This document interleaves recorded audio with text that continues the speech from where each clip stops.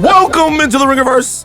This is, of course, the Ringers Nexus podcast, the feed for all things fandom. We are Steve, the architect Ahlman, a.k.a. the Clapper. All right. What? We're not even 3 seconds That's in. actually crazy. That sounds no nuts. context. That sounds nuts. Yo. The Clapper. The Clapper. We'll talk about it. I'm a light fixture. You guys have to wait until the Venom pod. You have to come back for the Venom pod to get Steve's clapping story. We are Jomi, the explainer. Adeniran, you've got questions. He's got answers. We are Old Man Van, he of the receding resurgent hairline.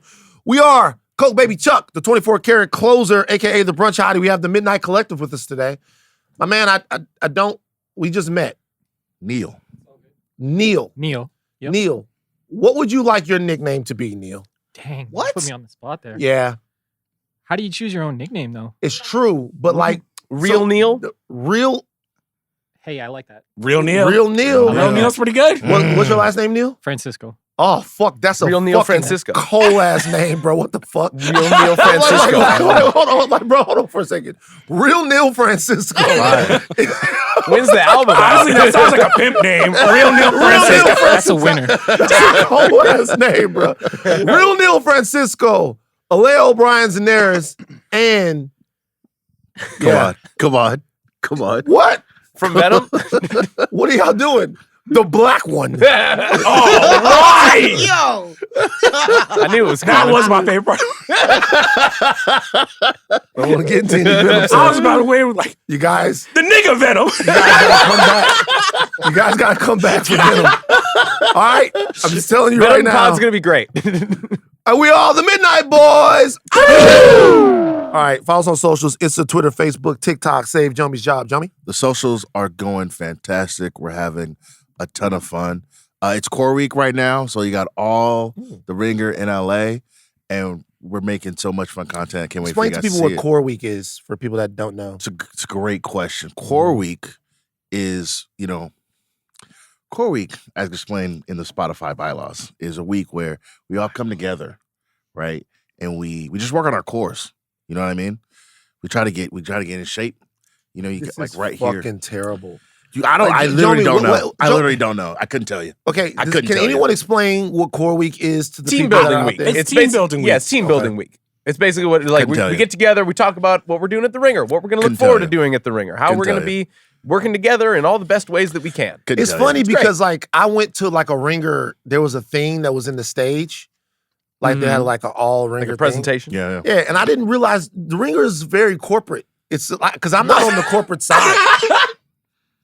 What is wrong? Yeah, no, Spotify. Van's not at the meeting. Yeah, Surprise. you're not at the meetings. I'm not You're at the not meetings locked in. because yeah. I'm not. People don't know. It's that I have a different relationship with the Ringer. So the Ringer's very Yeah. corporate. Like Sean Fennessy was out there on his Steve Jobs turtleneck shit. Yeah. It looked like a TED Talk. It did. Next slide, please. And so I'm sitting there because when everybody thought that when you told me to come into the room and that it was that everybody was in the room, I said main stage, said and you're main like, stage. why? I'm like, why? Why is everybody in there? And then when we go there, I thought it was gonna be like fun games and prizes and like There was. You missed cornhole and balloon pop. Oh, that and was both for the of those. Halloween thing, yeah. Cornhole. So they had that at Core Week Yesterday, Yes. yeah. Yeah. for real. Yeah. So what y'all do? You were playing cornhole with Cole, right? Yeah, I got a free speaker. I got fucking candles, everything. Cornhole was fun. So you played cornhole. You won a Yes. speaker. What other games were there? That was like a Bowling, dart bowling, a balloon little pop. dart. They had yeah. a tarot reader, like read your tarot. Yeah. Oh, Yeah. so witchcraft Satan. Okay, so First of all, I think you would have had a lovely time with tarot. Satanic. Satanic? So satanic energies. Did Tarot, you play? tarot cards. What do you is- think? I know you didn't. Satanic energies brought into the Ringer. That's how you know. Cool. Okay. So see, I didn't come to that. When I came to it, it was like, and by the way, the I'm not saying that it was whack because the thing was informative, but I just didn't know that that's how it was. I really didn't. You didn't know that? Do you think that we just like? Do you show think up? the Ringer just like disappears when you're not there? Like That's is not what it I'm saying. more- That's okay. not what I'm saying. What I'm saying is, it's like new Ringer strategies and all of that stuff. I guess I would assume, because even at TMZ, we never did that. We never had sure. the TMZ where Harvey came out there like, I mean, that this shows. is the way we're going to fuck somebody's life up this year. We have new and important strategies. New and innovative ways to get in and rip their shit. It was fun. It was interesting to see that, you guys got teams, you guys have goals. We got Ringer books, Ringer films. Ringer films. A lot of cool stuff coming. Core Week. Good to see a lot of people that you haven't seen together at Core Week. Core Week's cool. Yeah. By the way, appreciate Jomi, you just once again, brother, explainer on Core Week. Was that okay? I'm not gonna even be. Was that a sufficient explainer? Of course not. He'll admit it. We're now on YouTube. You can watch every Midnight Boys House of R and Talk to Thrones episodes on youtube.com/@Ringerverse. Like, comment, and subscribe. Let's have a conversation with the audience real quick about the YouTube. Great. Is this okay? Go ahead. No, you don't want to? You don't want to? I want. Last time we had to take it out. That's true. So all I'll say is this. Go and watch the shit on YouTube. Great. All right? Watch it on YouTube. For some of y'all, even if you're just listening, just listen on YouTube. Go over there. It's a lot of special YouTube stuff that we have coming. Special stuff from Chuck. Special stuff from Steve. Special stuff from Jomi. All right? Special stuff from me. Kerm, maybe, depending. Mm-hmm. Like, we got... I got shit on the way? Yeah. Oh, shit. Not now, Kerm. We got new shit coming, man. New shit coming. Just in fairness, Kerm, I think I have a poetry idea for you on the YouTube. Oh. Hey, bro. I got but poetry interstitial. I got superhero themed poems, that's what wrestling I'm saying. poems. Superhero theme. Bro, give us a little taste. Do you have a little taste of a? You can't think of one off the top? 16 bars on Steve Austin right now. I got a poem right now. I'm not gonna recite it. Okay, it's called "The Race of A-Train versus Quicksilver." It's kind of tough. It's real life shit though. Oh, it's real life shit. Okay. Oh, so it's hold on for a second. Let me talk about what this is about real quick. This is about like niggas that's fast against like white boys that's fast. It's like it's a whole societal thing. It's low key. Yeah. I'm fucking with that. You see the we on some now, militant shit. All I will say though is we usually get on Jomi for begging on social. YouTube, we can't be begging. Yeah, but I think we have to. Because man. Bro. I mean, there's a difference between begging and encouraging. So you're right, first of all. You're right. So that's the first thing. You're right. Jomi begging on socials is kind of like, I'll tell you why I don't like it. It's number one, it's self-centered. It's just like his thing by itself. Number two, I feel follow. Make sure to follow the Instagram and that Twitter, that TikTok. First of all, I will say I have to admit just straight up that Charles is right. I'm being a hypocrite right now. Charles is right. But the only difference is this YouTube thing is a point of real consternation right now. And a lot of people we want you to check out the YouTube, all right? Fucking go to it, or don't. Charles was right. Fuck it. All right. You can be talked away from down. Fucking remind us, he's right. He's right. Tomorrow, House of R will have their Agatha deep dive for you. Also, tomorrow, the Midnight Boys will give you their instant reacts to Venom: The Last Dance. It's gonna get heated. It's gonna get great. Look, I don't know that there's a movie that I've been more interested in talking about. It's just. I can't wait until people start seeing the movie. That's all I'm saying. I can't wait. Oh, my goodness. Also, next week, we'll have Bud Mash. We'll have Bud Mash, Ringerverse Recommends, and Mint Vember will soon be upon us. What do we have in store for Mint Vember? Very special, exciting month. It's exciting. The entire month of November, Mid Edition is going to be giving you episodes on Arcane. Every week. Every single week. Why is it mid-November? Yeah, why is that mid-November? Because it's November. And it's mid-edition. Yeah, but you're just covering Arcane. I don't get why it's just like... Because we're doing the whole month. We usually go bi-weekly, you know what I'm saying? It's weekly now. Every week. All month. We're excited. We're very I'm excited. excited for y'all, but mid-November don't make no sense. Yeah, I'm not calling it mid-November. Okay, should there be a different name? We want to brand it. It's mid-November because you guys are covering a show. Right. You guys doing something special? Every week. For the month of November, right? You're getting a new episode of Mint Edition. Okay, covering Arcane. We're also covering Lower Decks. Yeah. There's a whole litany of stuff. So then, that's okay. So that's because that makes more sense. Yeah. So, but why got to be mid-November though? Because we want to brand it. We want to have some fun. We're bringing you new episodes every week for the month of November. Okay, mid-November. I'm not sold on the name. Okay. Should we workshop it? Do we need to? No. It's your name. It's your name. It's your name. Don't listen to them. Don't listen. To them. I'm not trying. It's your name. All right. It's your name. Mid-November don't got a ring to it though. It's kind of yeah. Okay. You know what I'm saying? But guess what it is, Charles? It's fucking November. Yeah, they're coming to you every week. Let's go. New episode every week. Arcane. What else? Star Trek Lower Decks. Star Trek Lower Decks. Can't miss it. Honestly. On today's show, we'll give our instant reactions to the latest episodes of Penguin and Agatha while also discussing the Blade news and its troubled development. Penguin and Agatha, 2 shows in different places. Much different places. We'll see how we feel about those. Penguin, instant reaction. Instant reaction. Spoiler warning for all DC stuff. DC in the past. We might talk about Batman Returns, which somebody was mad that we spoiled Batman Returns. Oh, no. That Wait, a 30-year-old movie movie? from 1945? What are you talking Is that about? 30 years old? It's 1992, right? So Yeah, it's like over 30 or years old. 91. So the reality is like it's bullshit. I'm gonna be honest. A new midnight rule. If the movie has been out for a year or longer, you can't bitch about spoilers. I That's say all. one weekend. One No, weekend. I think that's a little. Well, That's a no, little you know tough. what? We don't. I need to- like the weekend. But we can't. We probably can't do it. What? Okay. What is the cutoff for spoilers? We're establishing Okay, one right TV show night of. Yeah. Yep. Yeah. I agree. now. But what if you got to work?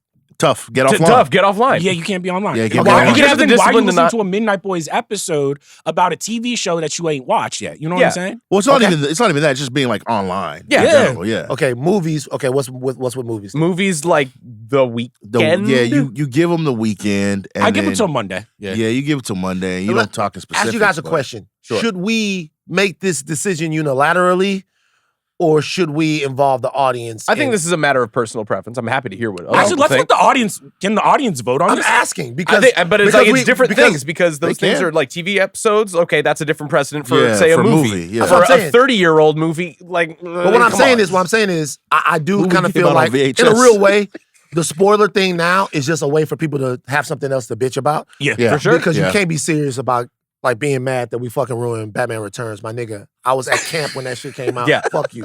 I'm just. I got the McDonald's. I was at summer camp like when that shit came out. Yeah. The Like- movie's older like- than me, and I've seen it. Like, come on, let's be for real. Sorry, it is. It's a couple. I can't wait till you get old, Jomi. I am old. Honestly, one of my What are favorite. you? You're old, I'm Joey. old. I'm 28, man. One of my It favorite only goes moments of this downhill. entire show was when you mentioned House Party and Charles was like, "Oh, is that the one with Kid and Play?" Yeah, it's fine. and, Fuck y'all. and then Bam Alright, just has like a crisis. spoiler warning for Penguin now. Fuck y'all. Spoiler warning for Penguin. That is old. And yeah, it's the one with Fuck Kid out. and Play. Spoiler warning. We're getting ready to talk about The Penguin. you're listening to a reaction podcast. The spoilers are coming. All right, Chuck, manifest. All right. This is your Midnight Manifest for the Penguin Homecoming, directed by Helen Shaver, written by Brenna Gibson and Shay Obana. So we return to the present. Oz is feeling on top. He's got my man Maroni shanked. He's taking over the fucking Bliss game. Meanwhile, we get Sophia, who's no longer a Falcone. Now she wants to head up the Gigante family, taking her mother's maiden name. Unfortunately, that means Vidi is fucking out of here. By the end of this episode, what we get is Oz, little out of sorts. His mushrooms only has 2 cases of them, and Sophia has now teamed up with Maroni's to go after Ozcobb. That's been your Midnight Manifest. Now, before we were bullshitting for a half hour, then you were basically like, the Penguin and Agatha, 2 shows in 2 completely different zones right now. What'd you mean by that? I meant that the Penguin at this point is still getting to the point to where it's, at this point in the show, it's getting to a point to where the essentially the 3rd act of the season is still unclear. Maybe a little bit more clear now. Agatha is, where Agatha's kind of going. You see, there's enough that's happened in Agatha. You've met enough characters, lost enough characters. There's been a big reveal to where Agatha's getting to the point to where you see what it's ending at. Penguin is just rounding into this. This episode actually is the beginning of the third act of Penguin, while Agatha is like in the middle or maybe almost towards the end of there. Still probably a couple more surprises from Agatha, but Penguin is kind of just getting there to that point. We were talking, I think, in a previous episode about, is Penguin a crime show? Is it a comic book show? This was the episode where I'm just like, oh, they're fully leaning into the like comic book nature. I agree. Of the world, which I think I was a little bit jarred by, because the last episode, I think that was very like, that's your prestige episode. You're letting Kristen cook. And I was like, I was a little left scratching my head a little bit, where I was like, was that the right move to fully lean into the comic book territory and kind of back off the more real world crime elements? So it's an interesting conversation, because at the end of the episode, he essentially establishes his lair. Yeah. Like, I mean, he does, right? Like, he is the Penguin, right? And we were wondering how much we've been having a very, I think, interesting conversation about what makes a comic book movie or what makes a piece of comic book fare, how much of a character has to exist in a specific iteration of a character for it to be the comic book accurate character. So you saw a little bit more of what Penguin is going to be. We thought that Penguin was going to exist as sort of the biggest crime boss of all of these people and go against Batman. Now it kind of seems that this schism between him and this new super crime family will exist in perpetuity, and he will operate as an underground criminal organization of his own out of the way of them, which kind of is how he operates in the comic books and the cartoons. But it was funny, the beginning of the show, I felt like it was almost running away from that portrayal of Oswald Cobblepot. I think I at least thought that they wanted a more grounded gang story. And in this one, I was just like, even Sophia, she's full-blown villain in this. Like, she's super villain now. So, let me ask you a question. Do you think that Heath Ledger's Joker is a grounded portrayal of the Joker? Actually, I do. Right. Yet still the Joker. Still the Joker. Right. So the question is, like, and Nicholson's Joker, although it is very Joker, is actually kind of not grounded, right? It's very comic book, very over the top. However, maintains the sinister center and the edge that you need for the character to be the Joker without drifting into Cesar Romero or any of that stuff. Right. So I think there's a way that you can do it. I do see the observation that the show does make a turn in this episode. It doesn't get like she almost goes into costume. Yeah. In a way. And I don't think it was jarring or that it shocked me. I really enjoyed the episode, but I did go, oh, okay. That's basically how I reacted to it. It seems like when you saw this happening, did you think, they shouldn't have done that? Or did you think, I wonder what made them do that? Like, how did you react to it? I'm starting to feel like the Batman movie and the Penguin are living in different worlds, where it's like the Batman to me is a very grounded portrayal of Gotham and crime and just this world. And I think this episode pushed it a little bit into the more fantastical elements. And I think the thing that, even though I've had problems with the Penguin, what I appreciated is I'm like, oh, there's still an element of like, these are real people. And when like Sophia just like kills Vidi, where I was just like, that's the only guy who kind of has juice with any of the other crime families. And she just like plops the money on the table. I'm like, that shit would happen in a comic book. That's just not really. I kind of like this though, because we had joked about this a little bit with like the Penguin getting his umbrella at the end of this show, where they're like these origin stories, as grounded as they can be, they always like near the tail end of it sort of like lean into the fantastical, in the sense that like somebody suits up by the end. Like, you become the Penguin, you become what Sophia Falcone is, you become the Batman, like, and based on all of that iconography of the things that they do or the things that they might even look like come the end of it, we kind of accept that as like, okay, this is clearly how that character can evolve. I think if the show doesn't do these things, do we still like it, or does it just kind of keep it at a slightly lower echelon from like the prestige comps that we've been giving of it to? Like, I think it's more so the speed. The speed at the which speed of which it happens. Because happen. like Breaking Bad, the genius thing about Breaking Bad is like you're slowly seeing Walter White become Heisenberg. Right. And it's happening over seasons where you're like, it's a little bit more believable. We've only been with Sophia for what? This is the 5th episode. Yeah. So in the last episode, I think we saw her not really have any kind of crime acumen. Her dad was noticing like, hey, my son's a dickhead. You're the one. But at that point, all she had really done is go to some like fundraisers, talk a little bit, then go to Arkham. And I was like, her turn to villain, I was like, damn, this is happening really, really fast. Well, really. I kind of wanted more steps into Well, it. she murdered somebody in Arkham, right? And then after that, you know, you kind of lose yourself to the bliss. And again, I imagine being in Arkham can't be fun. You think of interesting new ways to kill people. And then when you get out, you lock in. I kind of feel like it's a little bit overstated about how quick it happened. I think like she was in Arkham for 10 years, right? So like over those 10 years, she figured it out and clearly got out and was like, I got to make a play. I got to make a move, right? I think she's been locked in. For this episode specifically, we talked about last week how like, you know, it's going into halftime, you know, you got a big lead. I think this episode is probably like a table setter for the next half, right? Because it ends with the super crime family, right? Mhm. The Maronis and the Gigantes. And to your point, you said that like maybe this is where Penguin like is just like under. I think this is setting up him to take them down.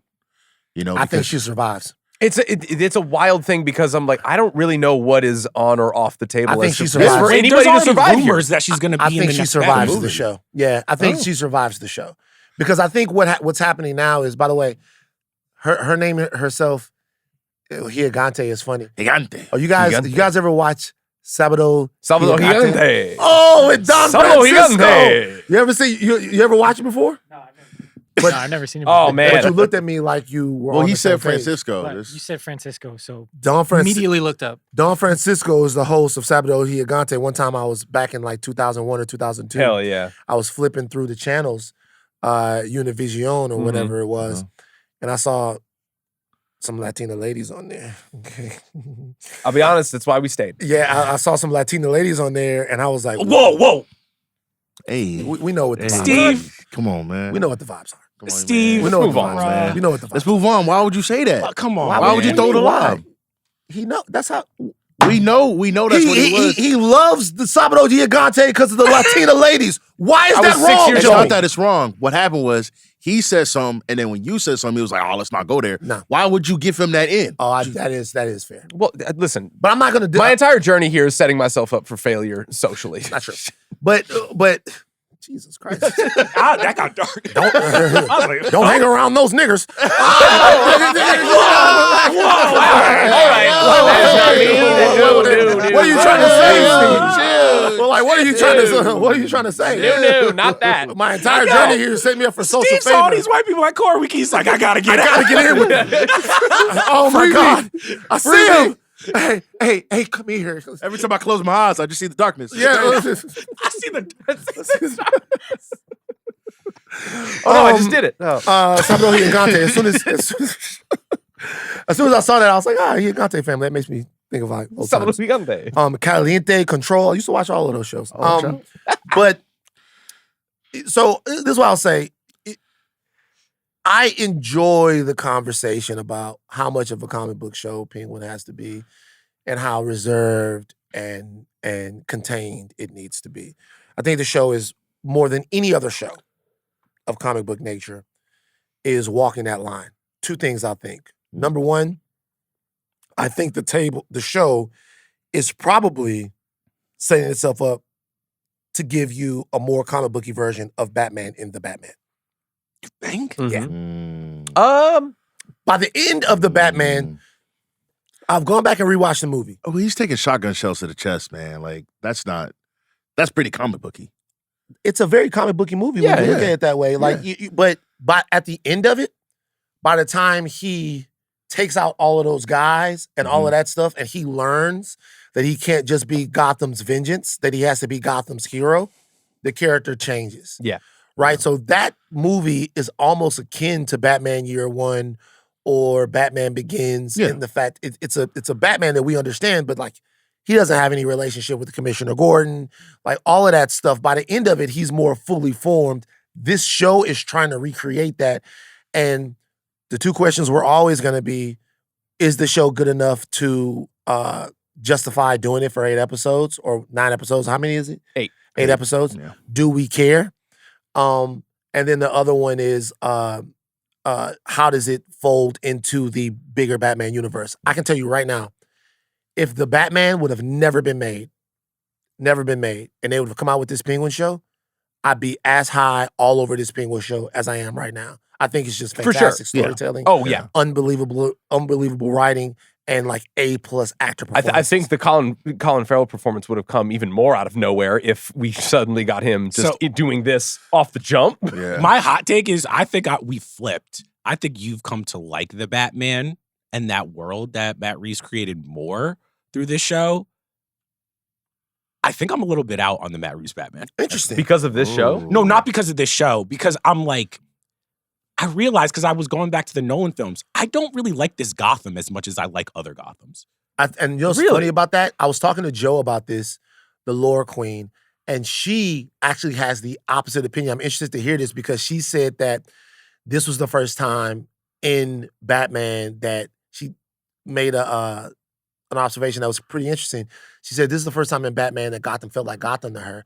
She's like, Tim Burton's Gotham is obviously very much mostly on a soundstage. Yeah. It's just like how... But aesthetically, I think that's probably the most true, like not realistically, but the Burton Gotham is very much like comic. It's a vibe. It's more Gotham. than like a but character, though. But it's also pushed through his artistic aesthetic. Yes. Yeah. Right? And so these are her opinions, by the way. And then she goes, Nolan's Gotham is like just Chicago. It's Chicago, yeah. You know Just what I mean? Chicago. No, Just that's Chicago. why. That's actually why I like it more. Okay, word up. Because that's almost what makes it scarier. Where it's like when Heath Ledger pops out and he's just terrorizing Chicago, I'm like, oh, that is actually what that actually is what it would kind of feel like for being like, damn, there's this fucking murderous clown out That's here. what they was doing. That's so what King you're- Von was out there doing, just terrorizing Gotham like that. Again, we can't go damn. back to this well, King, but like, alright, what if the bro. Joker and King Von? I just King, What's hey, what's by the going way, on with no, y'all I today? can't- This I getting can't- dark, bro. we can't do that though, because I gotta go out there, bro. And I don't, you know what I'm saying? You guys Van check Chess in. in with the Joker. I don't need a nigga. Hey, you say my nigga the Joker? You lacking, nigga? Nah, I can't do that. Shout out to the whole city. You like Cause I'll go outside. I can't just say shit and not be outside. I'll be outside. And I don't want to have to carry that thing on me in Chicago. But I got people out there, Vic, King Dave, like look out for me. But this you have nigga to, about to check in. give me- now. You're checking Nah, in I gotta again. check in. I got to Checking check in again. in Chicago because of you. Like That's how I know I'm not popular. I never check in nowhere. well, it depends on where you're gonna go. Where do you got to go? Where you got to check in? Like if I'm in, so this is what I'm saying. If I'm going to certain places, like we did Hip Hop Homicides, we were on O Block. Yeah.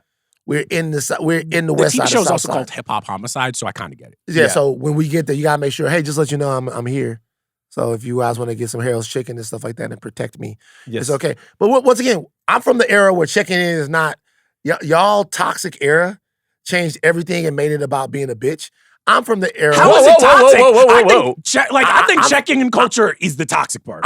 I'm from the era where you check in with somebody just to let them know, hey, I'm in your city. What's going on? What's the deal? What's If I poppin', show whatever, up whatever. somewhere, don't get It's not. surprised. It's not about. I'm telling you, it's not about that. It's like, I'm from Baton Rouge. I would go to New Orleans. If I was going to certain parts of New Orleans, I would call the niggas that I know from there and let them know I was going to be down there. Uh-huh. Like it's just Call not ahead. Yeah.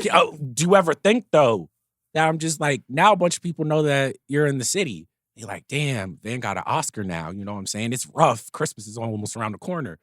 I mean, they could try. I mean, there's nothing. They're not gonna get nothing, but You heard it here first, folks. they could try it. Like, but I mean, if you play with me in Louisiana, it's not gonna end well. But anyway, all right. I'm just being for real. And that's Gotham. Nah, if you play with me in Louisiana, I got too many people around. If you play with me in Louisiana, Chicago is a different situation. Like, that's an away game. Catch me lacking. That's an away game. But if you play with me in Louisiana, Texas, you're gonna get fucked up. But back to the Penguin. Yes. But interesting. So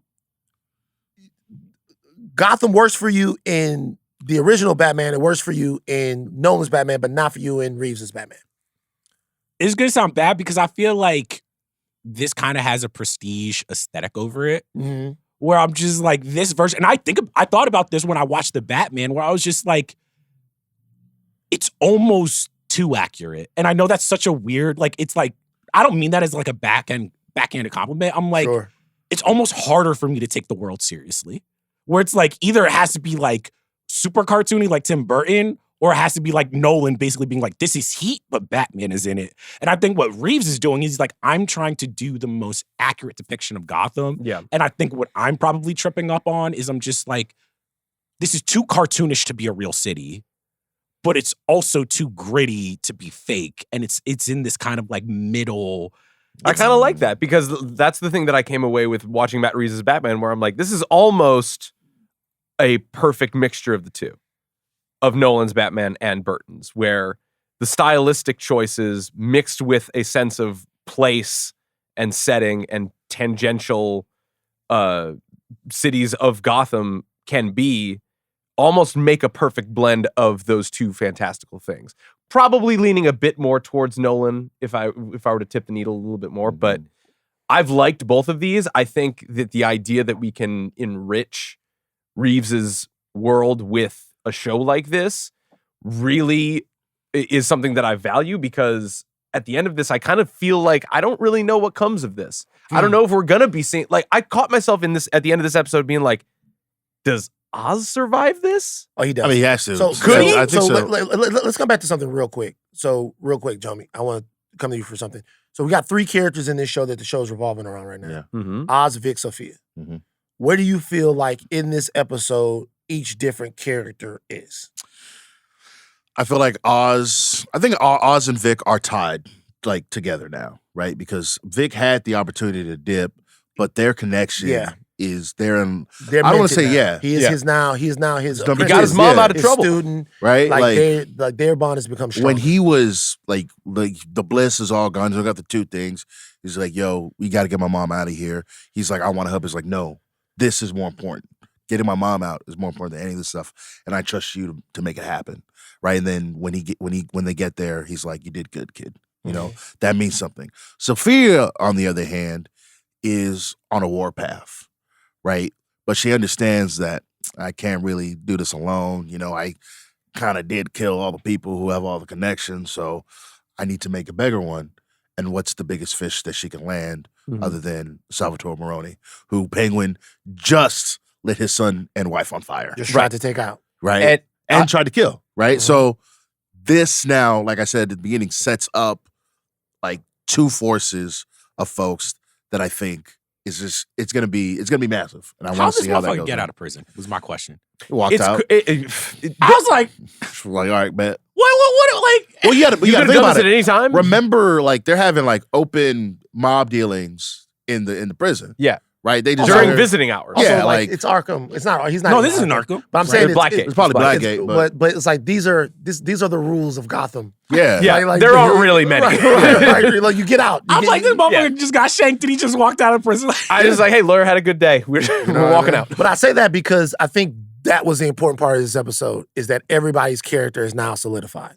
Yes. Penguin is not going to become. We thought that he was going to. I thought wrongly. I'm gonna speak for myself.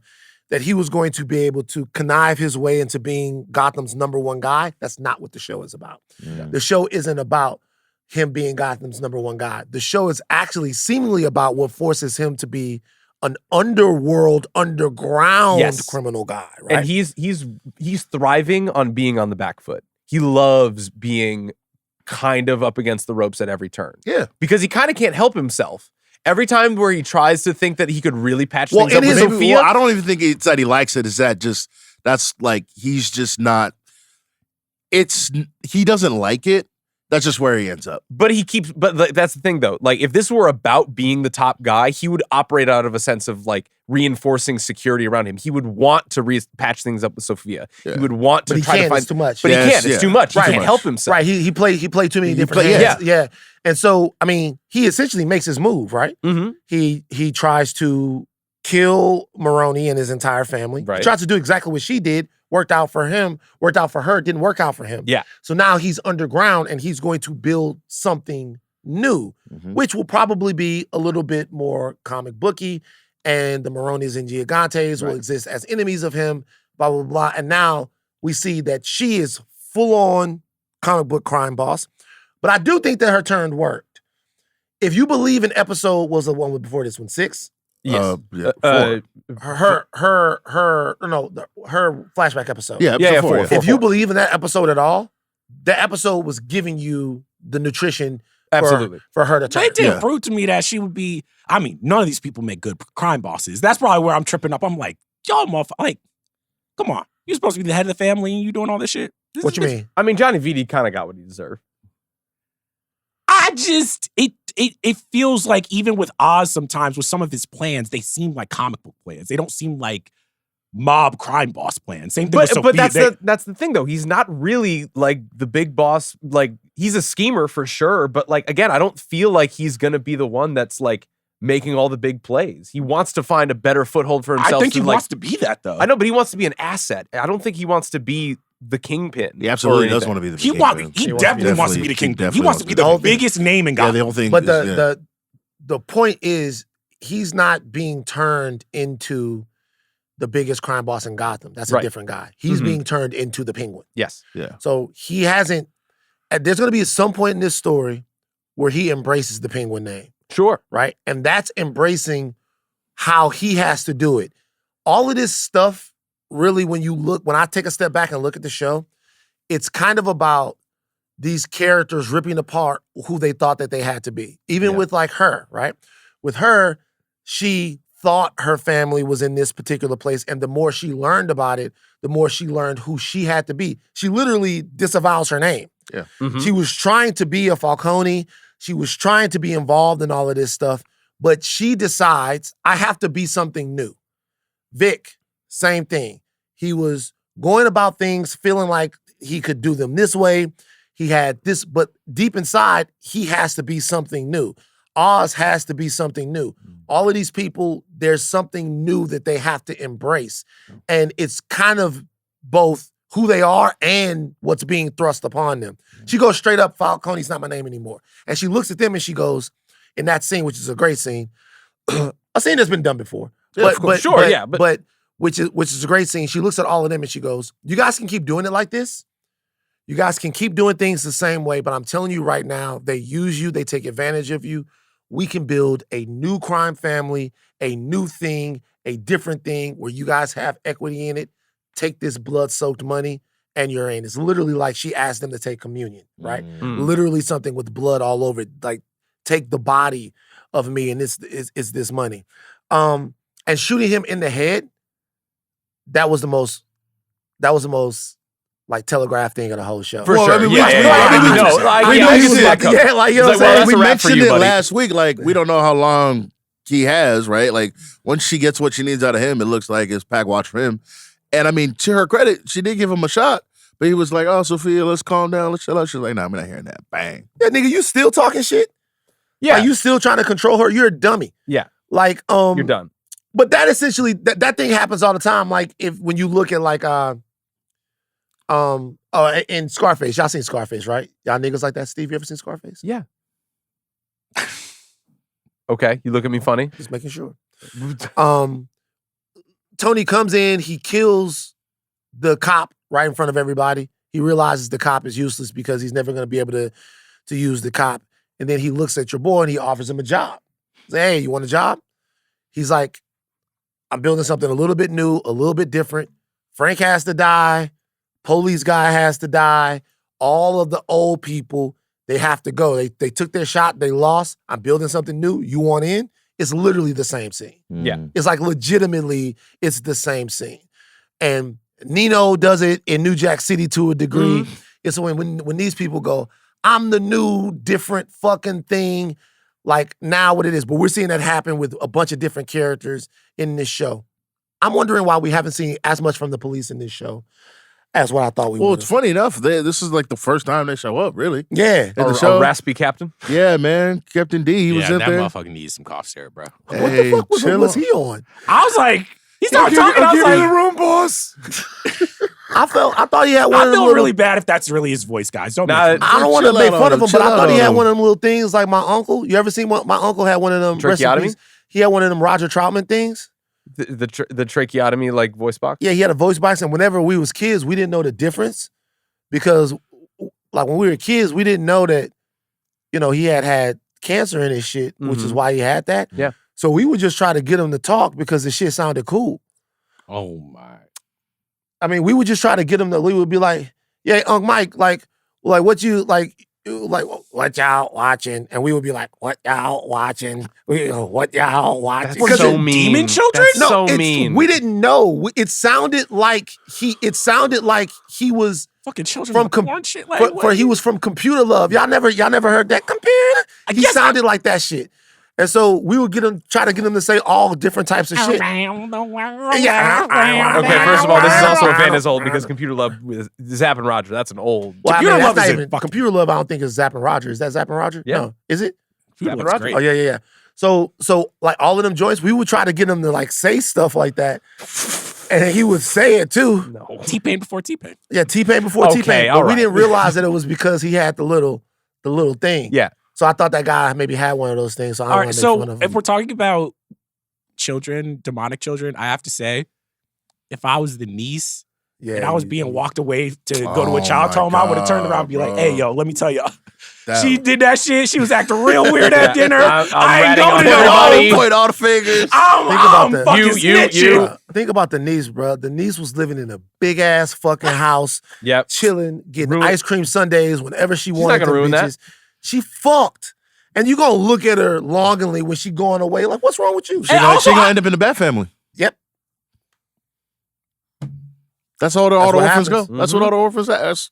You orphan in Gotham? I'm Can not you gonna fight? lie. Suit up. I'd be pissed if fucking emo Robert Pattinson is fucking my caregiver now. Yeah, that's not. You know what I'm saying? Yeah. I'm like, damn. He not a good dad, Nah, it's good. He's got a- he's he's not- got He a- gonna like- fuck up Robin, bro. bro. He not Yeah. a good dad, bro. No. Because he's not even a good son. Yeah. No. I go back to that. I go back Let's to. see what I Alfred- He needed. I go back to that Can't Alpha talk about scene, this bro. scene again. I can't go. I go back to that Alpha It's- scene, bro. He not a good dad, bro. He In not the gonna be a hospital, good dad, bro. As funny as it is, it's a really good indictment of that character where you're just like, he's so selfish and such a fucking child. He when it comes to is. that. He Yeah. acts like a bitch. Like And but it's like it's funny, but like it's very true that like that's how that Bruce would act. Like just like all that he sees is that he lied to him, and like that's so petulant. Grow up. I thought the mom was dead in this episode. I Mm. don't know why I thought she was gonna get killed because the posters everywhere. I did. When Vic walked into the house, I thought yeah, the mom yeah. was dead. How are we feeling about the mom stuff in the show? Checking back in with mom in this episode. You don't like it? That wasn't for you? I think actually what I did like about the reveal of just like Oz has had brothers and something obviously terrible happened. I thought Yeah. all of that worked. Mhm. Sometimes I do feel like the mom character is a little tropey. Like I know this classic Bob shit. There's always the Italian mom. She was like, damn, we finally gonna get it. Like, but I don't know. There's something about the mom shit. Jomi, does the mom character work for you? Yeah. You know, like I just feel like it's something to like firmly ground Oz. Yeah. Right? Because nothing else matters. He'll literally throw anything and everybody under the bus for him to make it out, except for his mom, and I think now Vic. Right. Right? And so now he has these two people who can't, under no circumstances, can get hurt. That's where the game ends, right? And I think going forward, that's what it's gonna have to do. You want to push Oz all the way into the back of a corner, put his mom, put Vic in trouble, and let's see how he gets out of that. But you want to know what a woman character who's kind of in a similar role to Oz's mom that I thought did work. Oz's like main lady. Like I was just like, oh, I like when she started freaking. She's like, Oz, come on, bro, we made a promise. Don't fuck up my life. I was just like, damn, finally someone in the show. And he started throwing talking the sense, stuff. yeah. Yeah, and he was like- crashing out, bro. He was crashing out crazy. I don't understand. know what Oz would is too. thinking that he feel like a black woman gonna live in the sewer with him. like Oz, Giving you a good life. like Oz Everything I is, do for you. Oz is fucking tripping. He didn't ask already too much for her. Yeah. Yeah. All right, you can't You bring had the the fucking hostage. the hostage to your old lady's house. Yeah, Come on, what the bro. hell are You you fucking talking shit up. about? She gonna go down there like, come with me? Nah, man. Hey, you doing too much. Get the fuck out of here. And also, not only all the hostages, you having team meetings at her crib now. Come on, Yeah. bro. I was This like, is an yeah, office yeah. space. This This is is at a her WeWork. crib. It is how niggas do it though. I knew you were. That is how niggas do it though. It's like we need the space. Like, hey, bro, come on, man. We going over to her house to bag up. I'm like, why are you bagging up at her house, man? So I'm supposed to back up at my house. I'm supposed to fuck on my grandma. I'm like, well, why would you back up at her house? Like, you're like, Not shit, mine. if they hit the shit, they hit her shit. I'm like, you don't see what I'm trying to say? You don't. I know that's what you mean. I know that you're saying that you're gonna vial your shit up over there because they won't hit your house, they'll hit her house. But then what's going to happen to her? Do you see what I'm saying? Yeah, I see. Come on, play the game while we violent up over at her house. I'm like, all right, bro. Y'all niggas ain't shit. Just want to let you know. Were you friends with fucking Oscob? I mean, friends with some niggas that was in the same profession. All right. You was friends with Bodie and They're him. like, I was friends with some guys who was in the same profession. Yeah, y'all knew them too. They just didn't tell y'all because they know y'all snitch.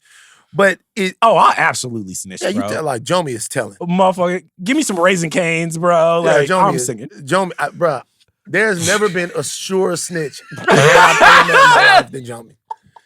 Jomi, I wouldn't speed in the car with Jomi. Jomi, I did no. I didn't Jomi- snitch in college. Jomi is literally gonna be like, Jomi gonna be sitting in the interrogation room, and the cops not gonna come like soon enough, and Jomi gonna be like, Oh wait, Are you ready? Chill on I me, am. chill on me, chill on me, chill on me. Constable. Constable, Nah, bro. I have something to add. There was my freshman year in college. It got a little hairy. But all I did was I just pretend I do not see it. I keep Well, it explain the pushing. story. What What happened? happened? I mean, you might want to plead the fifth on this one, Joe. No, it wasn't crazy league. It was 2014. Like so.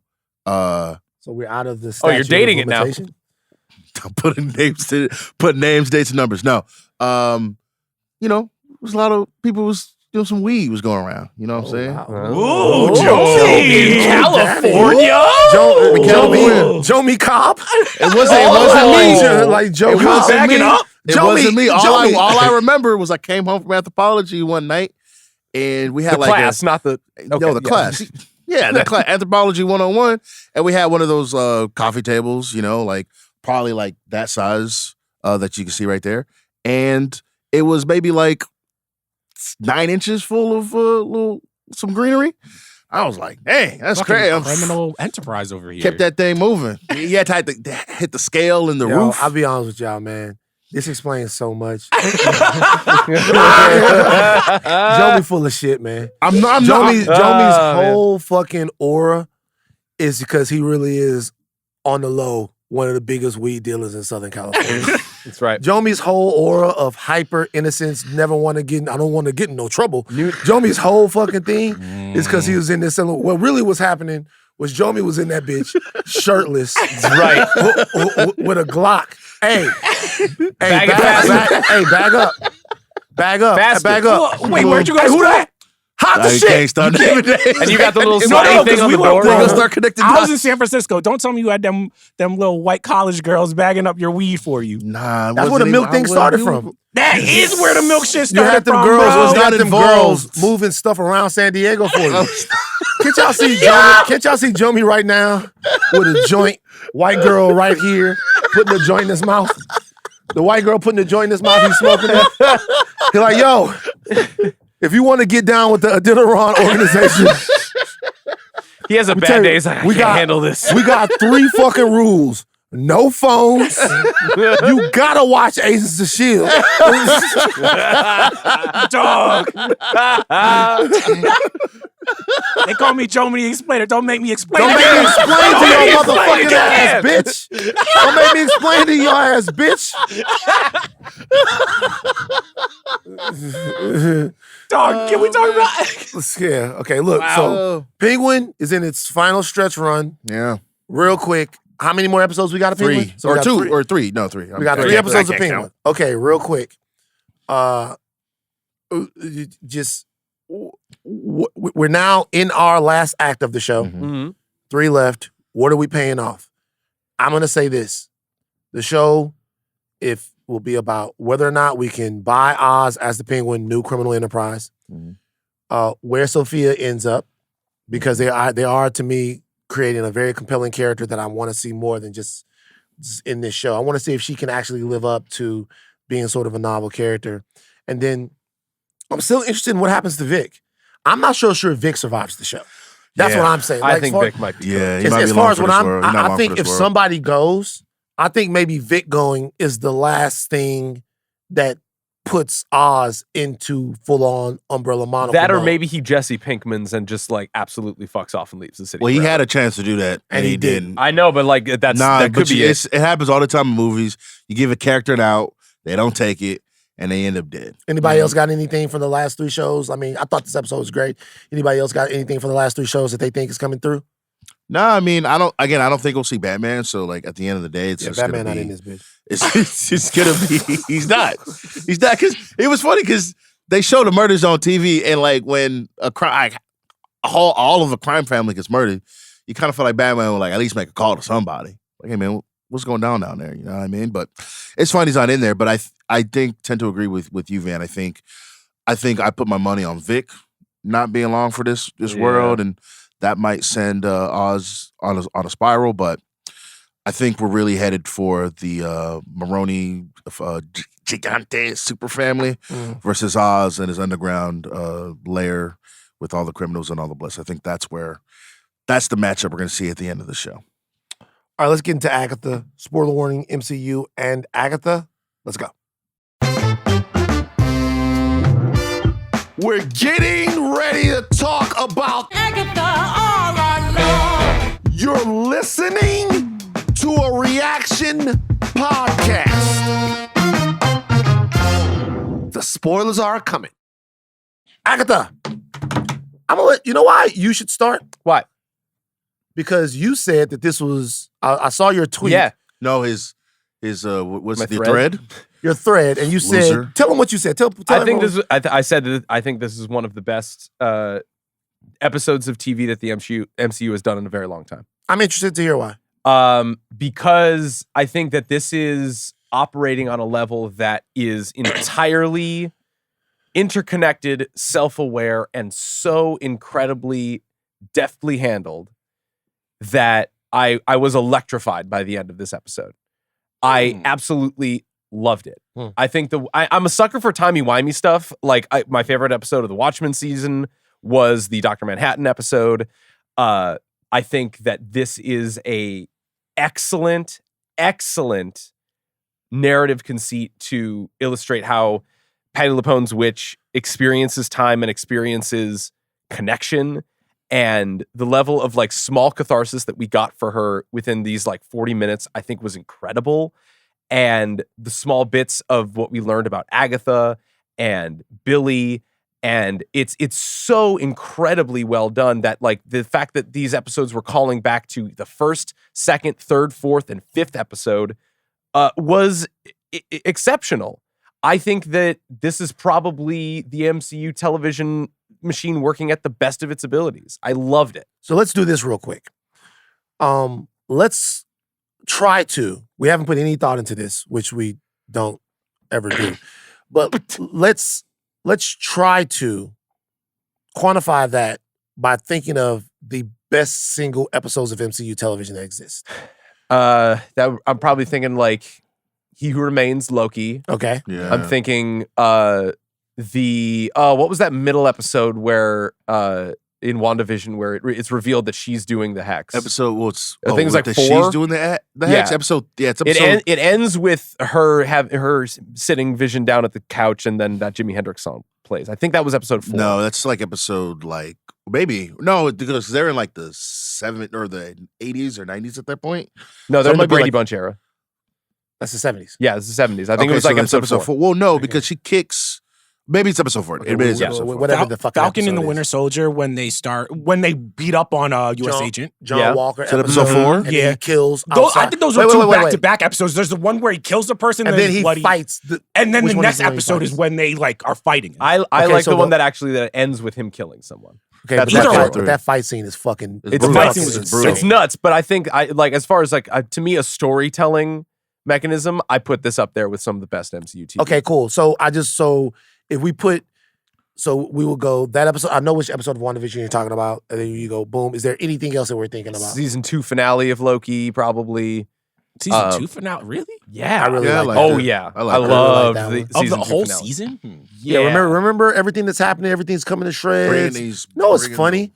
It's funny just how these shows jump out of your fucking brain when you're done watching them. And Yeah. that means something. Right, guys. and the ones that stick with us, like we're ready to remember when U.S. Agent killed that guy. We definitely remember when Wanda did that. Like, it's few and far between, but I'm gonna remember this episode for sure. Okay. And I wasn't litigating your opinion. I was No, just yeah, basically yeah. saying, because I really enjoyed this episode too. Yes, And I don't know why. I know why. It's because it was awesome. yeah. Patty LuPone was- fucking crushing. It was fantastic. I got to echo a I lot of really Steve's points. enjoyed it. Yeah. Yes, It was legitimately an amazing episode of television. I think what they did, again, threading all that stuff throughout all the episodes, bringing it all back, the non-sequential storytelling, like, because you're watching it and you're like, yeah, what is she talking about? What is, like, and then they tie it all together, they wrap it all up and tie it in a nice, pretty bow, and then for her to go out like that, it's like, dang, this means something. This was it's to sacrifice herself for the coven, who she always wanted and she always loved. That was awesome. It really meant something. So when it ends, I'm like, dang, bro, that's tight, bro. Like, this rocked.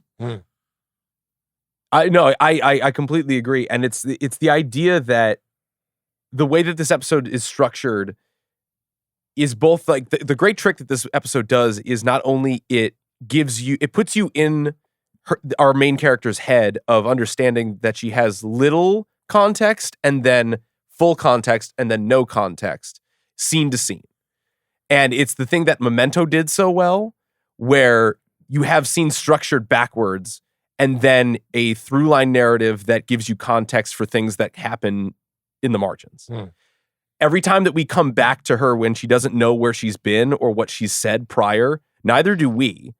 And as she's kind of understanding as this timeline is going forward, we experience like 3 timelines in sequence of her being a child, of her going through this like underground like tunnel situation, and finishing the tarot card trial. All of those things seemingly happen in sequence, and all of that understanding is both in present and then not, because I think one of the best things that this episode can do is give us a great metaphor for like Alzheimer's and getting older, because she's losing her grip on this because she knows she's kind of coming to the end of her line as a witch, and she's like bringing forward all of that context that she's had from being a child, of learning how tarot was, learning tea leaves, understanding what her role is in the greater coven that she's a part of, and the fact that she loved being all of those things, and the kind of struggle that she's been with her whole life, because like we didn't understand that like all of those things that she said out of context in episode 2 and episode 3 of like just like shouting out tarot cards for no reason or finding things that didn't make sense in the moment, but she was then at that moment experiencing all of those things in advance. And it was just wonderful storytelling to be that pragmatic, to think like, we're going to have a character that's kind of kooky and that we don't pay off until like the 7th episode. Right. I So- think it was brilliant. So everything that happens in a story, any story, whatever, all the stuff that happens doesn't matter as much as who it's happening to. Yes. It never matters as much as who it's happening to, right? So like the thing that the episode got right was it took a fundamental element of somebody's life, something that they can't control, that they haven't been able to reconcile, the fact that she experiences her life non-sequentially, right? And they write it for her. They give her dysfunction purpose. So if you're watching that and you are looking at that character, you automatically think, well, there's something in my life that exists out of sequence for me, or something that hasn't gone quite right for me. But there's this hope that in the end, somehow what doesn't work for you will work for you. That what seems purposeless and burdensome, should I say, for you will end up being something that you can draw strength from. She saves the day, particularly because of something that's plagued her entire life. And when the story flips around and boomerangs at the end, and you see her sitting down, you know that little girl's gonna be okay. Yeah. And you know, if that little girl dies, a hero, which is very powerful and very moving. And it's literally the only thing that stories have to do, right? Yes. Like stories have to take big ideas and funnel them through like small characters. Yeah. Like I can save the galaxy because I am disconnected. I can save the real world in the Matrix because I'm a misfit in the Matrix. Because I don't fit into something that's not real, right? Yeah. And it's interesting that Agatha as a show is getting better with less Agatha. And it's not to say that she's the thing that detracts from I'm the not show. saying that it's the This is a hot take. okay. I don't think that I understand what you're saying here. So, and let me tell you why that's when we're first enjoying the show. If I can remember as much as I can, I'm enjoying the show at first because the first couple episodes are completely organized around Catherine Hahn's comedic ability. Yeah. And her ability to carry. It's a total star vehicle for her. If you're paying attention, we're not there anymore. No. Yeah. Like if you're paying attention now, over the course of the show, even into the big Rio thing, which I bet Thanos must be fucking kicking himself. He missed out on Aubrey Plaza. Thanos missed out on Aubrey Plaza. The great fumbler. They took the death thing away from his story, and now Aubrey, he's somewhere like, what the fuck? Should have been me. In the multiverse. Not he might him. be In the multiverse, He might be with Aubrey now. in the multiverse, he might be with Aubrey now. Can you imagine in Secret Wars, fucking Josh Brolin got Aubrey Plaza on his arm? They're gonna do something corny like that.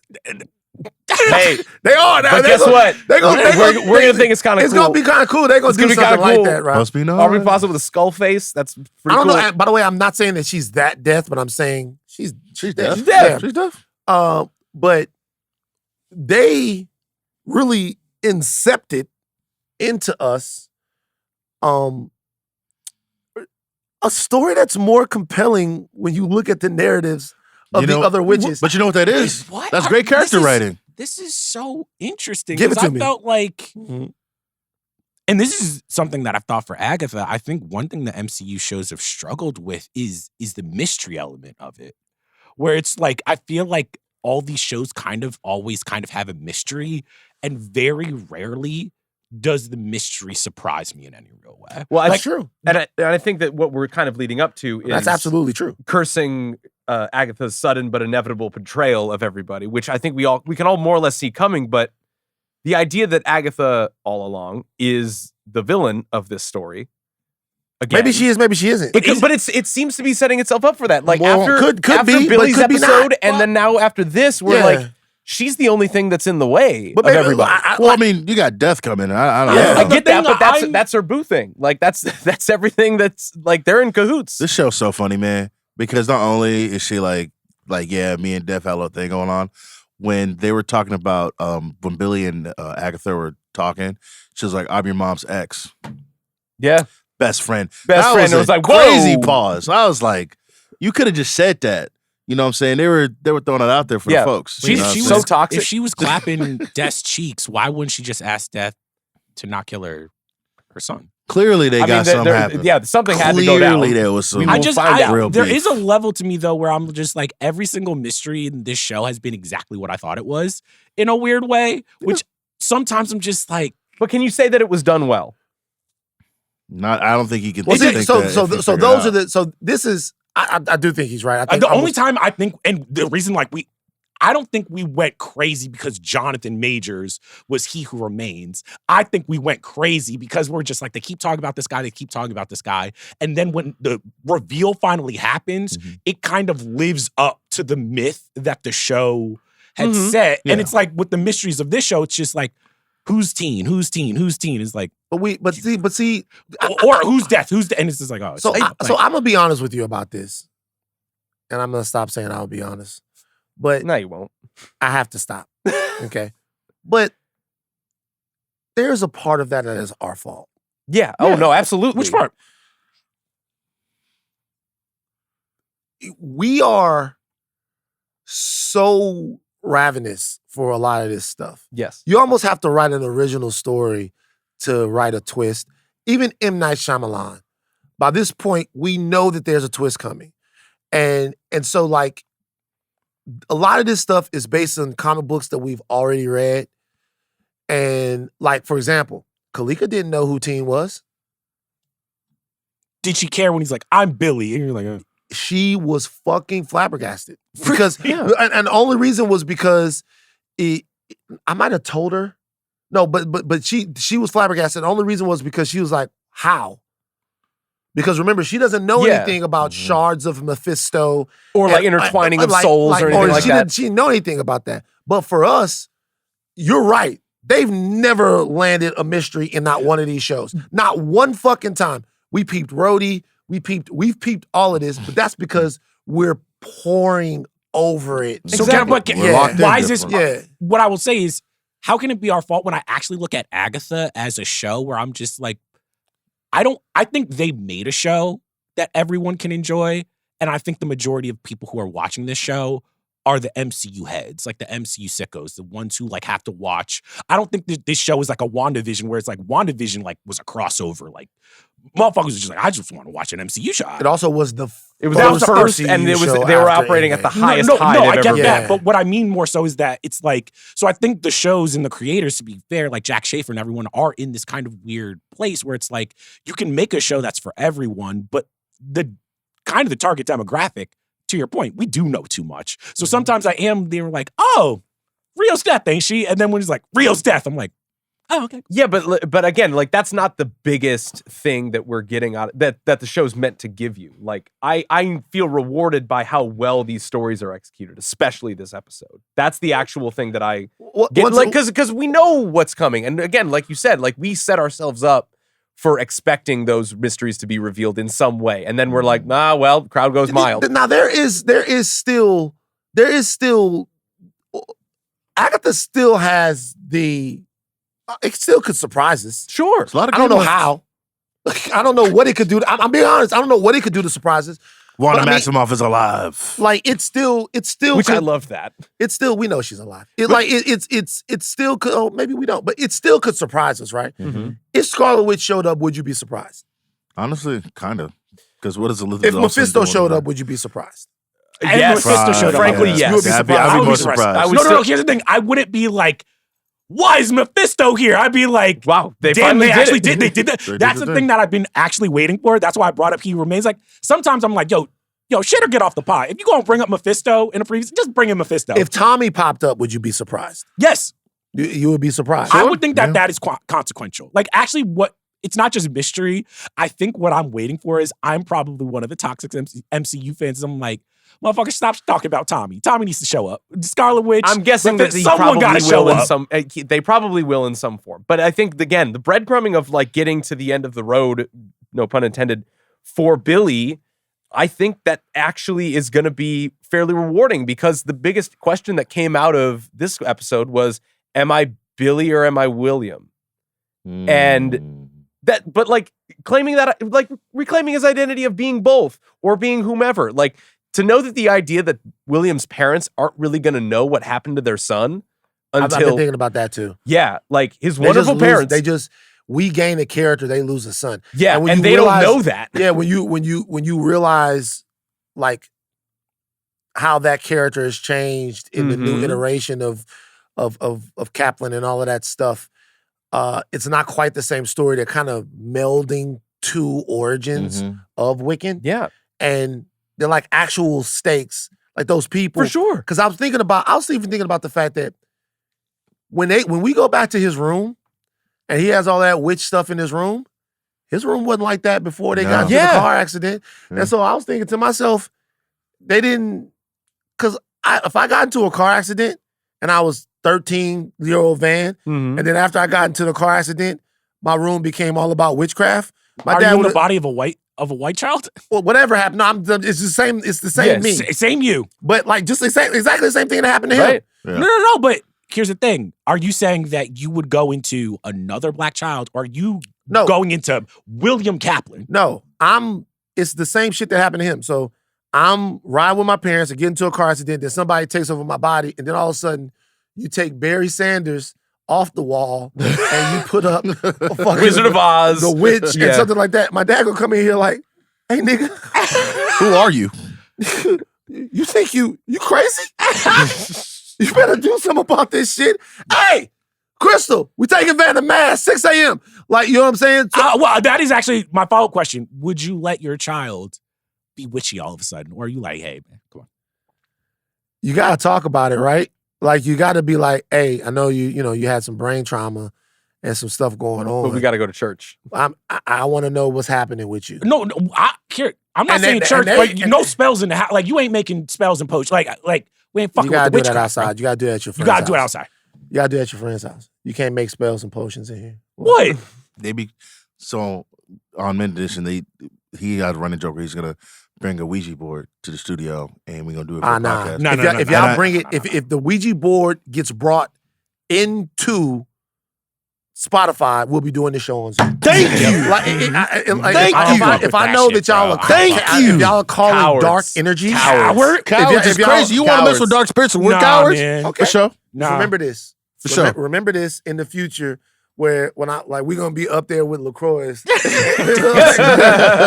Steve gonna be, And then I'm getting poked with Steve gonna be like, hey guys, oh no, nigga, you said you I poured some, hey, oh shit, that shit evaporated. You said I was a coward. You said I was a coward. Hey Moses, what's up with you, bro? Jomi got some weed for you. I won't be there. I won't be Joe there. dealing Callback weed to people. Moses. It's called a callback, people. I will not be there. All right, Agatha, good episode. Great Rules. episode. Interesting in where Agatha can go. We got 2 more, and they're gonna air back to back for the finale. Yes. We got 2 more. So do we have back to back? Oh, so there's no Agatha next week No, there's Agatha next week, but it's 2 episodes. episodes. Yeah. It's the a 2-episode penultimate finale. and the finale. at the same time. Cool. Yeah. So Agatha will be over before the election. What does that matter? I'm Right. just saying, we got to take all the joy we can take right now. Yeah. Like, it's Stop being such a doomer, Hey, bro. the Cubs won the World Series last time. So. right. You have to talk Tell all. us the Dodgers time. Yeah.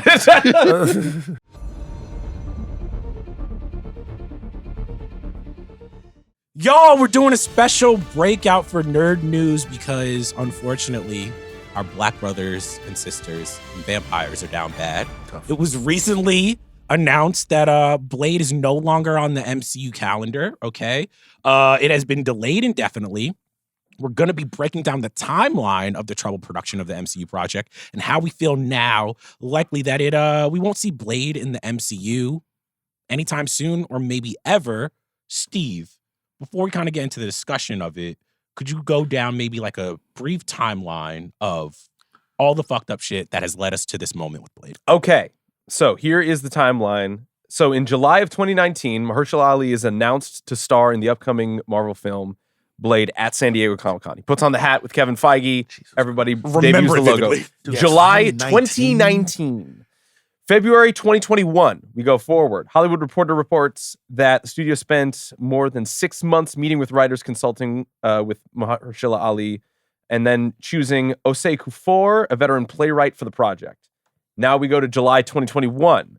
Bassam Tariq is signed on to direct the movie. November 5th, 2021, Mahershala Ali makes his first appearance as a post-credits cameo in The Eternals. We remember that. Yeah, I forgot Are about you sure that. you're ready Yep. for that? Yep. Yeah. Yeah.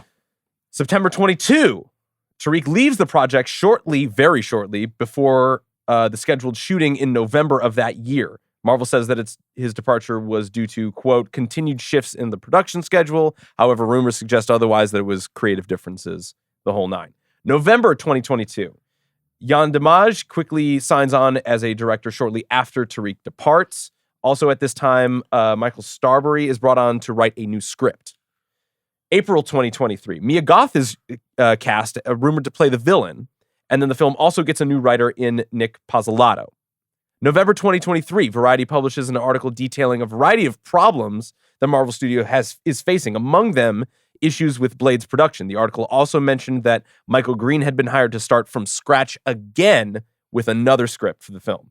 June 2024, the movie gets yet another new writer in Eric Pearson. He's now the 5th writer attached to the project. July of 2024, Deadpool and Wolverine premieres, making a joke at the film's production woes, saying that Wesley Snipes is only going to be the only Blade, and it makes a cameo saying It makes a cameo, including Wesley Snipes' Blade.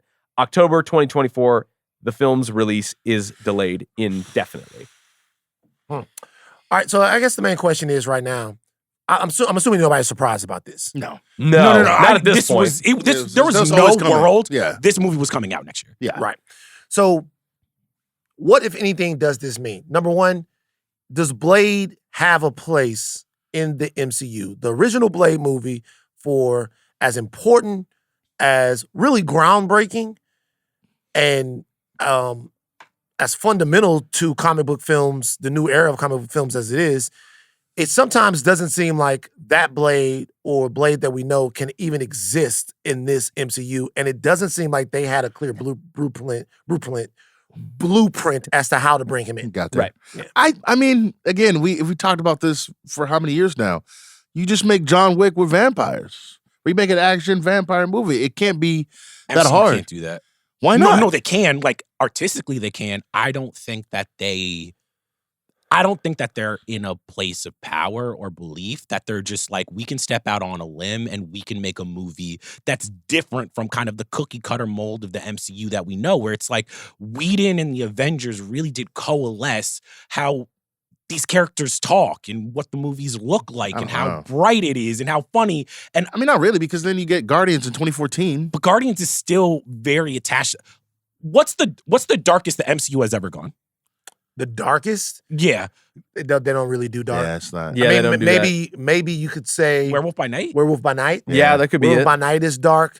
There was a shit Black and ton white. of blood and gore in Deadpool versus Wolverine. That's your first R-rated situation. But that's a bit of a even- new precedent. for It's a them new anyway. precedent. But what Also, it's not as dark or bloody as the previous Deadpool movies. Well, but what I'm saying is, though, the fact that the MCU is right now a little bit more daring than it's ever been. Yes. They've taken some of the guardrails off. Yeah. The MCU used to be afraid to do same-sex couples in these these movies and shows. Yeah, but where is that experimentation happening? I think that experimentation is happening on the margins, where it's like it's happening on Disney Plus shows at a time. No, Deadpool and Wolverine has a ton of violence in it. People getting cut up and all of that stuff. The only thing, I'm not disagreeing with what you're saying. I think a natural progression from fare that's a little bit more aggressive could have been this Blade movie. Yes, I agree. Yeah. But I still don't know if tonally they knew how to do it, to your point. I think they're scared. I think that there's also, I'm kind of looking at this, at least seeing this whole timeline played out when I was writing this. I'm like, oh, as this timeline comes, like July 2019, they're still operating on the highest highs they've ever been at. Like this was like just before Endgame, Infinity War, stuff like that. Obviously, they would want to come out from a place of strength to say that Blade was coming, along with a litany of other projects. And then as Phase 4 keeps coming back, you see the grander picture of the MCU kind of wanting to scale back, because this is where a couple of L's start to happen for the MCU. But Budgets get higher, box office draws get lower. But this, to his point, not to cut you off, Sure. not to cut your wisdom, as we say in the community, but that is the thing with a Blade movie that's frustrating a lot of the people that I've talked to. Really? A lot of the people that I've talked to in the town, black screenwriters, black writers, some that have been in and around this picture, is you don't need $150 million Exactly. to make a good Blade You could movie. do this 100 mil. Like, you got 125. You could do it. You could kill the motherfucker for 60 if you had the right talent. Exactly. Yeah. And just do. You don't need. Motherfucker did The Brutalist for how much? Right. But what I'm saying is, with this one, you have a guy up against even the controversial Bo DeMeo said, just give me the Raid with vampires. The question is not whether or not you have the money.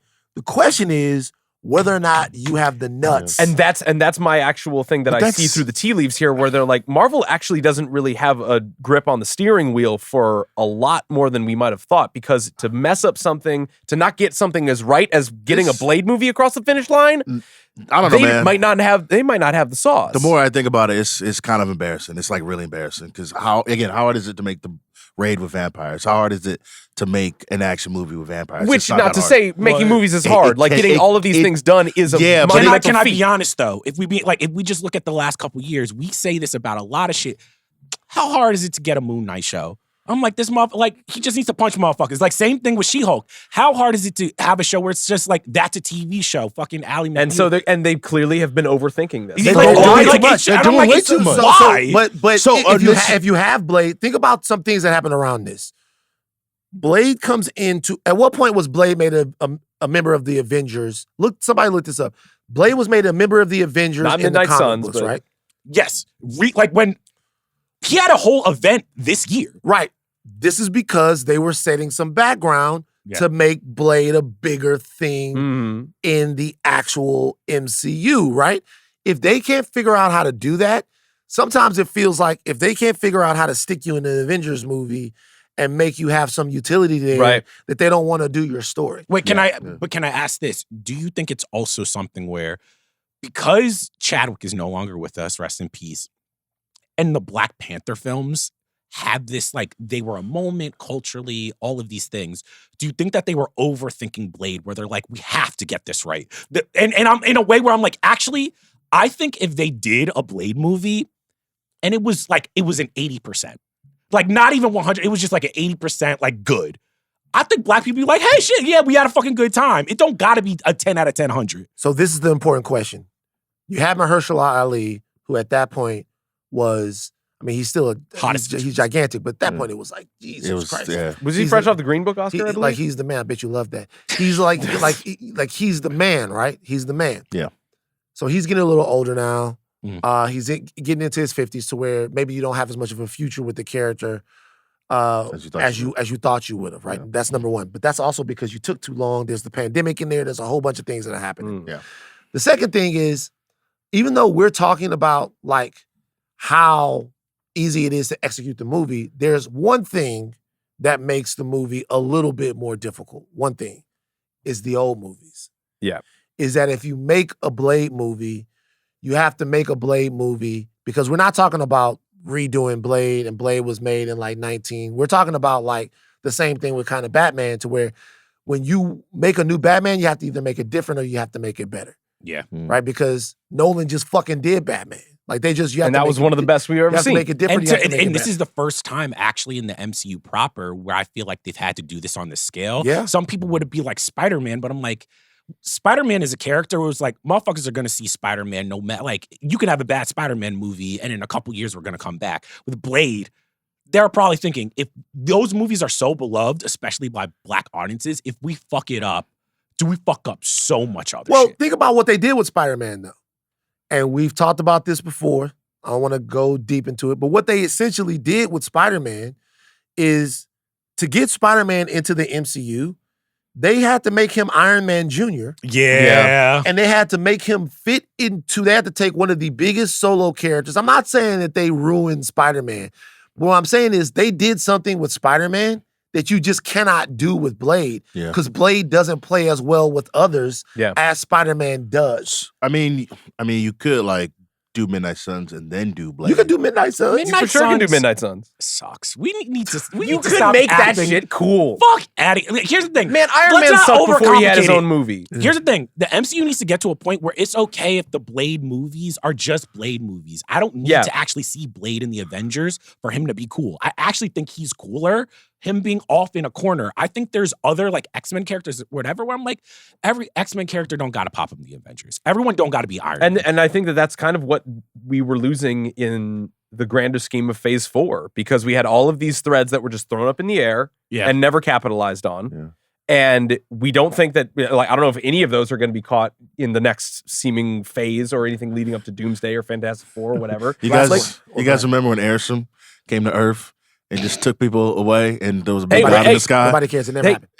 hey, Last Brave question. New World, Brave New World. Last question before we Adamantium's get out of here. coming back. Last question before we get out of here. The adamantium thing is good. Last question before we get out of here. Does Blade have a future in the MCU? Are we going to look up 6 months from now? It's indefinitely on hold. Are we going to look up 6 months from now and it's going to be Trevante Rose as Blade? It's going to be Oh my god. I think they step away from this for a Aaron while. Pierre's Aaron Pierre as Blade. Does Blade have a future in the MCU? I do not think that Mahershala Ali has a future as No, Blade. I do not think so. But will we see Blade in the MCU ever? yes. Yeah. Just Yeah, not yes. soon. Well, not another Blade because we already saw Blade in the It's only going to be MCU. one Blade. We saw Wesley Snipes' Blade in the MCU. Why can't I? Like, will we see does Blade the character have a future in the MCU beyond? Yeah, Yes. I think so. Okay. Because I here's the think we thing, will. we're getting to the point where it's like Blade is what? If there's tiers, if there's like SA, he's in that A to B. Yeah. There's not that many heroes that the MCU has that have the cachet of Blade. Blade's So, a A tier, B tier character in the. I think as far as a box office draw, yes. box office draw, yeah, not an S. Yeah, I wasn't outside. That's what I mean. I wasn't Wait, outside. what? He wouldn't I be? wasn't outside. Well, You don't- he's a. I mean, niggas know Blade. Now. Nigga, Blade's but below. like, Where Yeah. would you put him? Wait, hold on. you got hold on. like in Hold on real quick. 2024. So, Jomi, What? just we talked about it on a different podcast. Your rap takes. So you like Eminem, but you hate Blade. This I'm is not saying I hate crazy. That's Blade. all you guys need to know about Jomi. I'm saying in 2024. Blade is a big deal. Blade's a Yeah, fucking Blade's a big big deal, deal. Jomi. Blade's a big Blade's a big deal. Blade's a big deal. Blade's a big deal. bruh. Niggas love Blade, bro. Yeah, Blade's a big deal.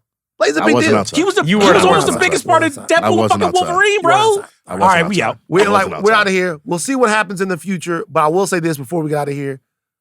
Marvel needs to stop the stutter steps. Yeah. Yeah. The pump faking, this is one of the biggest pump fakes in Marvel history. You can't pump fake with this type of character.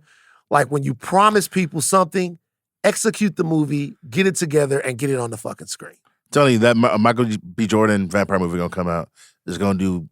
Oh, that's going It's to gonna be go terrible crazy. things for the It's gonna be Blade crazy. discourse. And they're gonna be like, "Hey, Ryan Coogler, come save us, please. We're begging you, please." All right. We out. That is enough. Midnight Boys has a wrap.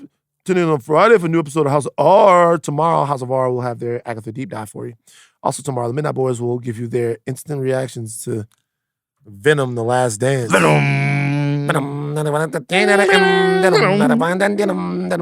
put that Venom shit on. Me and Jomi was riding to the Venom. Me and Jomi was riding to the screening. And I put that Venom song on for Jomi. Jomi said it's the first full Eminem song he's ever listened to. Listen, you know that's not true, He said it's. Whoa, I that's know not you true. was up in them dorm rooms with them white women listening to fucking. bro. Even before yourself, college, bro, man. I was locked in Eminem. I like Marshall Mathers LP 2. It's a classic. Say that right now. 2, the second one. classic. Yeah, 2 ain't no classic. I didn't say it was a Two classic. is a classic. Two is a Two classic. is not a classic. I'm gonna be honest The with first you. one is I'm gonna classic. be honest with you. I like this. Marshall I like Mathers, Marshall Jomi, LP2. I gotta be honest with you, bro. You a white man's nigga. I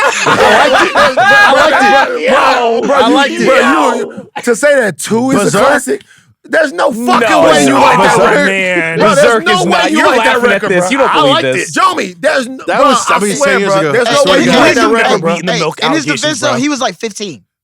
So I it was doesn't matter. 17. I was 17. Oh, I was trying to help you out. That's Nah, worse. that's There's 17. no way Nah, you that's like that 17. record, bro. I did. I really did. I really did. Ouch. Was it Wicked Ways was on there? I stopped that for recovery. Wicked Waves was kind of hard, though. Did you know what I'm saying? Wicked Waves was kind of hard. You know what I'm saying? He had the track with Eminem, Kendrick. bruh. Eminem goes After that, it was over. Slim, Okay. then Eminem show? Okay, so Eminem it show- goes. No. The first one, Eminem show is okay. Relapse. I like Relapse. Okay. The Eminem show is okay. Curtain Call? Okay. Hold on. It's not Marshall Mathers, Slim, then Eminem show. It's Marshall It's Slim Shady's first. Slim and then Shady's the Marshall debut. Mathers. Hold on. Slim Shady, Marshall, Eminem show, and after that, it's Yeah. tough in these It's streets, tough. bro. Once Bad you- Meets Evil, maybe. D12 album, maybe. Bad Meets Once Evil you was get cool. to Encore, Bad Meets Evil it's cool. rough. You didn't like recovery. Hell no. Listen, I didn't like shit. recovery either. Bad Meets Evil, I do like. I feel like he got like maybe. I mean, he had that one song with Rihanna off That's just Recovery. terrible. Bro. That was everywhere. I'm not That's saying it was how heat. you- That's I'm bad. saying that's the era of I was Eminem that young. started to suck. Really? The That minute type of he, shit- his hair's back and it's black, he's It's in not the blue bleach. era. The second you get rid of the bleach, it's Nah, done. bro. And Eminem is cold. I'm just saying, we changed. We got to the point. He's got a man. Simpsons level legacy What's where the it's like best Eminem- everything good is in the front What's quarter. the best Eminem record ever? Best Eminem record? Not the best features. Oh, I know. Not the best What is it? features? I'm gonna kill you. That's you ain't the best gonna one. fuck with you. That's the best one. Yeah. That's You the can put best that one. shit on now. A serial killer had murder material in the cereal box on top of your cereal. Here we go again. I'm out of my medicine, out of my mind, and I'm one yours. Let me in. That's the best one. That's the best record. That shit's cold. That's when you really couldn't tell. No, like Yeah. I was mad. I'm like Eminem These sucks. pills and feelings, you fuck with me. I've been through hell. Shut the hell up. I'm trying to develop these pieces of devil and sell them. I ain't even rapping. I rap on acid. That nigga was cold. You want to know what the I apex? loved him. He was my favorite rapper for a long time. 8 Mile, Lose Yourself was the apex of just Yeah, like what she's he was cold. rapping about his mom's Oh, he was on spaghetti. top of I'm like, it. it's never. We're never gonna get back. Hey, to Lose this. Yourself pissed me off. I'll tell How? you why. Why? Because that's one song that a black rapper should have thought of. I'm Yeah. sorry. Oh. Like Lose Yeah. Yourself, just that about that type of deal before you about to go battle and like that is a high level hip hop song from conception to execution. But I can't listen to it anymore. It's It's a lot. I mean, last thing before we I'm go. Back. I'm Back is Is probably the my end favorite. of I'm album. Back 8 is Mile in Yeah. retrospect kind of fucked up? Because he beats Papa Doc by being like, "Oh, your parents love you." Stop trying to get on Anthony Mackie's good side. Wait, This is the apology Anthony Mackie tour. was Papa. Bro, you don't remember? You don't remember? Yes. His His real real name's name's Clarence. Clarence. We did a whole video about it and everything. His real name's Clarence. Wait, then who was his black best friend? Was that Mackay Pfeiffer? That was Oh my God. Dog, Anthony Mackie was. He was Papa Doc. Jesus Christ. Also, The Anthony Mackie also apology next week tour we'll have coming Button soon. Mash, Ringerverse recommends, and November will soon be upon us. Our producers are Steve, the architect Ahlman, Jonathan, what did I call him? Jonathan, Venom. Captain Black Kermah, Aleya, O'Brien, Zenieris, Real Neil Francisco helping us out today. Jomi, the explainer, Adeniran on socials, hashtag pushing weight, Jomi Gibbs. You like that one? Wait, Jomi Gibbs is crazy. Additional production from Arjuna Ramgopal, who is not here right now, but shout out to Neil for sitting in with us. Chuck, take us out. Midnight Boys is a wrap. Shout out to all the winners and losers. I think I'm Big Meech. I also think I'm Jomi Hoover.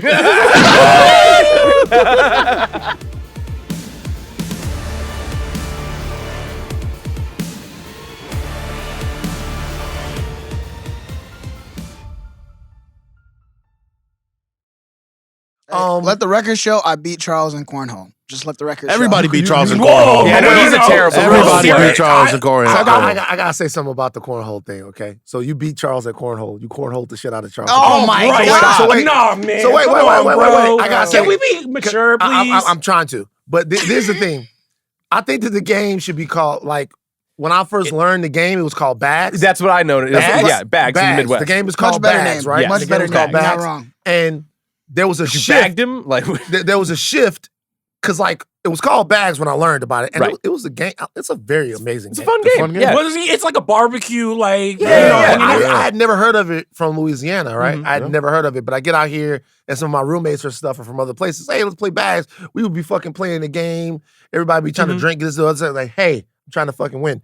Then the cornhole thing came in, You know, I don't like it. which the name is a completely I different thing. thought cornhole was the OG name. It could be. It probably Look is. it up, Steve. It could be. Do But a the fact check. reality is that, like, this is another generational thing.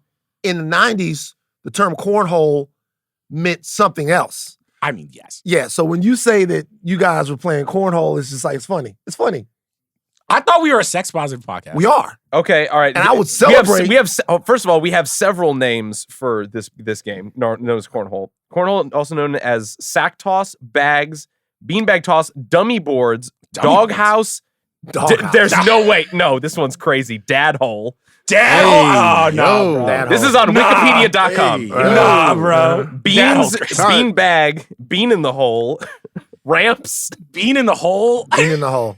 See, They got even way worse See, names I'm for gonna be this. honest with you, bro. This type Dad's of shit makes you hole feel is- like you shouldn't be playing, because Nah. there was some white boys that's just trying to get a joke on Yeah, over yeah, there, yeah. and that nigga playing dad in the whole hole. No This shot. is a lengthy article about cornhole.